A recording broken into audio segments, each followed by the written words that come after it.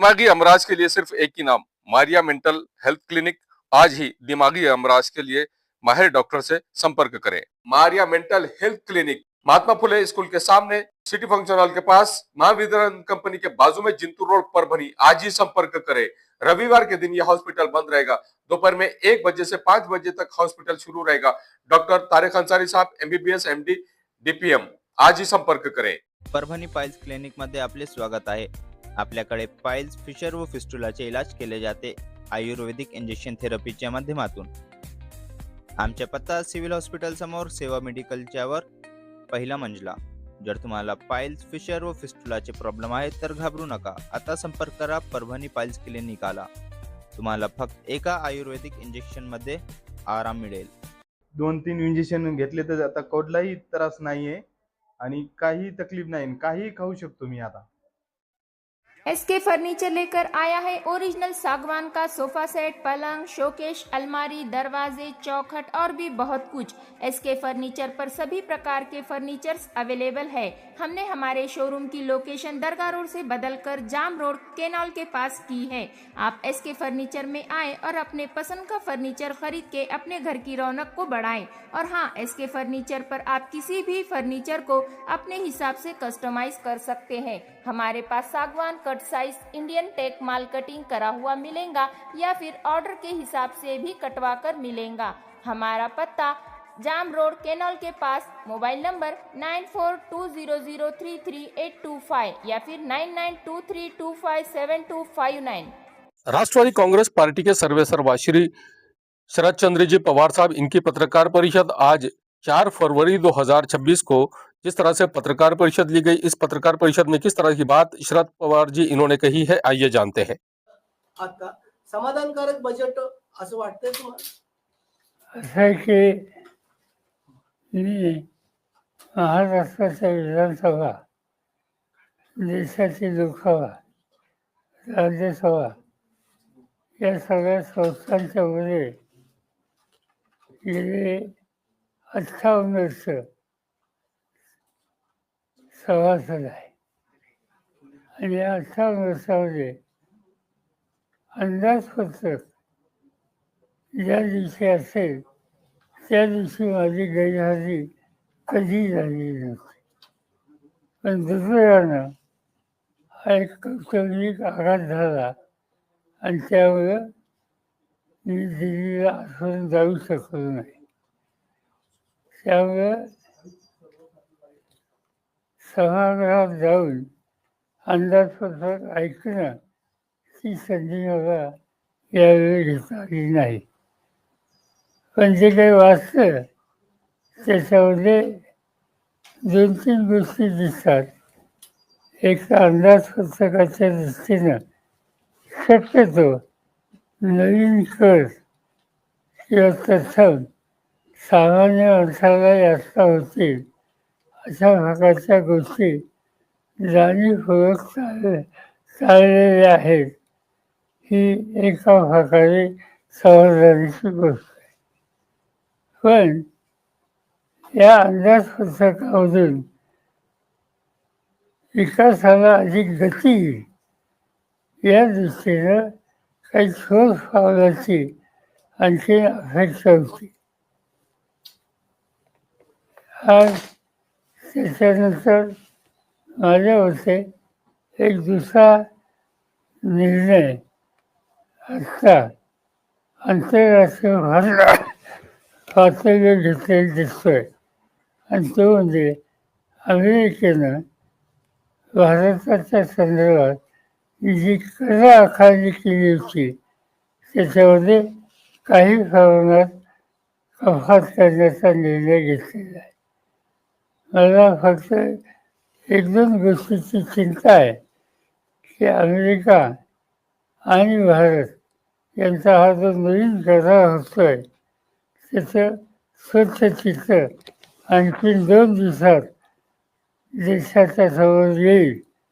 त्यानंतर त्याचं सविस्तर भाष्य करणं योग्य होईल। पण आत्ता जे लोकांच्या समोर अमेरिकेच्याकडनं जाहीर करण्यात आलेलं आहे त्याच्यामध्ये कृषी क्षेत्रामध्ये त्यांना निर्यात करता येईल अशा प्रकारची तरतूद आहे. आणि ही तरतूद भारतीय शेतकऱ्यांच्या दृष्टीनं काळजी करण्यासारखी आहे. अमेरिका एक शक्तिशाली देश आहे, आर्थिक ताकद त्यांची जास्त आहे, आणि त्यामुळे त्यांनी एखाद्या महत्त्वाच्या उत्पादन वस्तूंची निर्यात अनेक देशामध्ये करायला सुरुवात केली तर त्याचा परिणाम त्या देशाच्या त्या मालावर विपरीत परिणाम होतो, आणि ती स्थिती भारतीय शेतीच्या बाबतीत येऊ नये अशी अपेक्षा माझ्यासारख्याची आहे. साहेब, एकंदरीत अजितदादांची दुर्दैवी घटना घडल्यानंतर राजकीय घडामोडींना वेग आलेला आहे. या ठिकाणी आता सुनील तटकरे असतील, प्रफुल्ल पटेल असतील, यांना ट्रोल केलं जातंय की जाणून बुजून यांनी ही अतिघाई केली आहे आणि लागलीच त्या ठिकाणी शपथविधीचा कार्यक्रम घेतलाय. मला काही त्याचं भाष्य करायचं अजितदादांचं स्मारक होतंय बारामतीमध्ये, आपण जागेची पाहणी देखील त्या ठिकाणी केली. कशा स्वरूपात कोणी सांगितलं? मी आता पेपरमध्ये वाचलं की आम्ही तिथे स्वागत करतो वगैरे वगैरे, ही गोष्ट मला माहिती आहे. या संस्थेच्या जागेची चर्चा काही लोकांनी केलेली, त्याच्याबद्दल त्या संस्थेचा अध्यक्ष मी आहे, आणि त्यामुळे कमीत कमी मला तर ठाऊक असलं पाहिजे. असा काही तिथं आम्ही त्या संबंधीचं चर्चा केलेली आहे. त्याच्या संबंधीचं काय करायचं आम्ही सगळे लोक एकत्र बसू, कसं करायचं त्याचा विचार करू. पण ते नसताना, त्याच्याबद्दलची चर्चा झाली नसताना त्याचं आज हे भाष्य करणं योग्य नाही. साहेब, आपण स्टेटमेंट दिल्यानंतर विलिनीकरणाच्या मुद्द्यासंदर्भात जी चर्चा झाली आणि त्यानंतर मुख्यमंत्र्यांनी त्यामध्ये उडी घेतली. म्हणले जर विलिनीकरणाचा मुद्दा असता तर अजितदादांनी मला या संदर्भात कल्पना दिली असती, आणि जर विलिनीकरणाचा मुद्दा होता तर पवार साहेब एनडीए सोबत येणार होते का? त्यांना हा माझा उल्लेख करण्याचा काय अधिकार समजलं.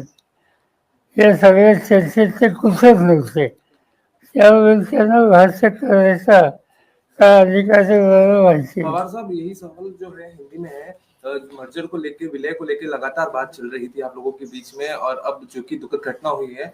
बिल्कुल नहीं, आप कैसे गलत है, ऐसी बात कुछ नहीं थी.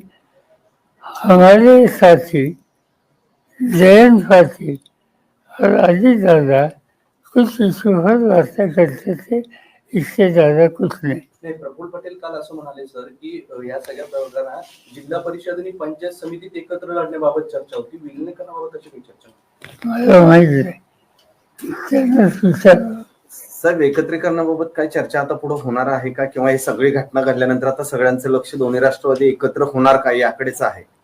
असं आहे की आम्हाला लोकांच्या समोर सुद्धा सांगत आहे, त्यातनं परस्परांना धीर देणं आणि फुलं कसं राहायचं याचं आमचं लक्ष आहे.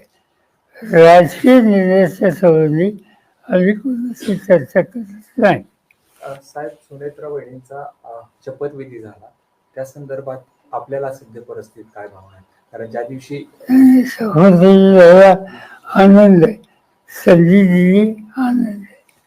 सर, अरविंद सावंत यांनी एक प्रस्ताव अधिवेशनात हे मुद्दा मांडला की या अजित पवारांच्या अपघात प्रकरणी सगळी स्वतंत्र कोर्टामार्फत चौकशी व्हावी, आणि काल संजय राऊत देखील असं म्हणाले की या सगळ्या प्रकारची चौकशी झाली पाहिजे, या सगळ्या सीबीआय मार्फत चौकशी व्हावी असं त्यांनी संजय राऊत म्हणाले. साहेब, अजित पवारांच्या अपघाताबाबत अनेक प्रश्नचिन्ह उपस्थित केले जातात, अनेक शंका उपस्थित केल्या जातात. या संदर्भात तुम्हाला काय वाटतं? याच्या संबंधी फार सुरुवातीला बोललोय, पुन्हा काय सांगायचं. सांगितलं की एवढी तर सरकार घेणार नाही, जोपर्यंत माझ्याकडे ऑथेंटिक काही माहिती नाही. तो जिस दिन ये घटना हुई थी उस दिन आपने कहा था कि इस पे राजनीति ना की जाए, उसके बावजूद जो है इस पे राजनीति की गई है. राहुल गांधी लोकसभेत बोलत असताना नरवरे यांचा पुस्तकाचा संदर्भ दिला आणि मोठा गदारोळ झाला चीन संदर्भात, त्या संदर्भात काय सांगा? मला वाटते नरवणे हे देशाचं लष्कर प्रमुख होते. त्यांनी काही लिखाण केलं असेल आणि त्याचा उल्लेख करण्यामध्ये विरोधी पक्ष नेता करत असेल तर तो त्याचा अधिकार आहे, ती संधी द्यायला हवी होती. आज कारण नसताना देशामध्ये एक असं संशयाचं वातावरण तयार होण्याची शक्यता दाखवत आहे की लष्कर प्रमुखांनी काहीतरी लिहून ठेवलेलं आहे, याचा अर्थ काहीतरी चिंतेची स्थिती आहे. याची चर्चा झाली असती तर लोकांना वास्तव चित्र कळलं असतं. साहेब, मुंबईमध्ये आपण गेल्यानंतर गौतम अदानींनी आपली भेट घेतली होती, सांत्वनपर भेट. गौतम अदानींनी आपली भेट घेतली होती आणि या भेटीकडे संपूर्ण राज्याचंच लक्ष लागलं होतं. काय चर्चा झाली सांत्वन भेटीमध्ये? हे घडलं याचं दुःखाचा आघात झालं,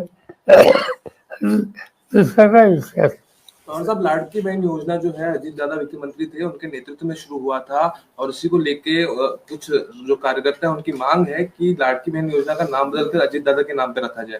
खुशी है ना, उनको खुशी है, मुझे क्या खुशी. सर, रणवरे आपकी भावना क्या है इस पर? लोकसभेकडे पुन्हा येतो जातो. जो प्रकार झाला, अमित शहा उठले, त्याला विरोध केला. राजनाथ सिंह सातत्याने नरवरेंचं प्रकरणामध्ये आम्ही राजनाथ सिंह म्हणत होते ते पुस्तकच प्रकाशित झालं नाही तर त्या संदर्भात बोलू नये. ओम बिर्लांवरती देखील अनेक प्रश्न उपस्थित होते त्या संदर्भात.